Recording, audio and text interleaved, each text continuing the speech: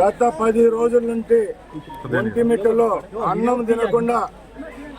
అన్నం తినకుండా నిద్రపోకుండా చంద్రబాబు నాయుడు గారు ప్రవేశపెట్టిన సంక్షేమ పథకాలను ప్రజల్లోకి తీసుకొని పోయాం. మంత్రిగా చూడండి, గడ్డం చూడండి మా పరిస్థితి. ఎంతసేపు పార్టీ కోసం పనిచేసినాం. ఈరోజు ఇక్కడ గెలుపు కోసం మా ఇన్ఛార్జ్ అయితే నేనైతేనే పనిచేస్తూ వచ్చాం. మీరు డబ్బులు ఏదొచ్చగా ఇచ్చారో ఒప్పుకున్నాం. పొద్దున్నే బూతుల దగ్గరికి వచ్చి తెలుగుదేశం పార్టీ ఏజెంట్లను లేపుతారు, వాళ్ళ ఇళ్ళ దగ్గరికి పోయి బెదిరిస్తారు.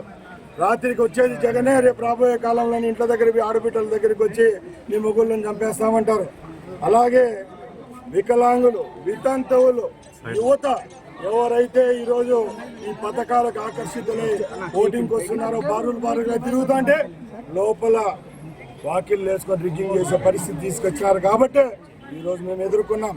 మేము ఈరోజు కూడా ఎక్కడ రచ్చ చేయడంలా ప్రజాస్వామ్యబద్ధంగా ఎక్కడైతే మాకు అన్యాయం జరిగిందో అక్కడ పోయి అడుగుతున్నాం. పోలీసులను అయితేనే, ఎన్నికల అధికారులు నిష్పక్షపాతంగా ఎలక్షన్ జరపండి, తప్పకుండా ఒంటిమిట్ట స్థానాన్ని కైవసం చేసుకుంటామని చెప్పడం జరుగుతూ ఉంది. అంటే టీడీపీ ఏజెంట్లు తక్కువ మంది ఉంటున్నారనే?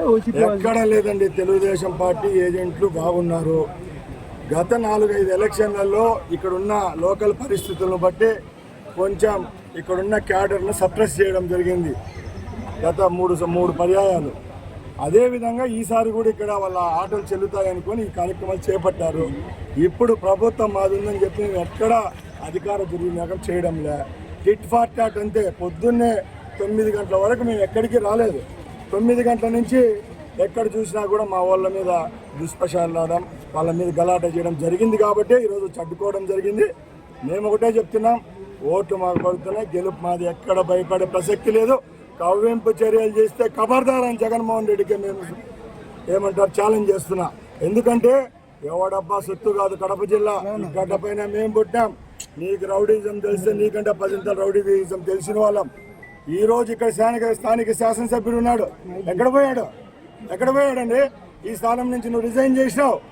నువ్వు నీతి నిజాయితీ పరిణమైతే ఈరోజు రా, ఇక్కడ జరిగేటి చూడు, మాట్లాడు.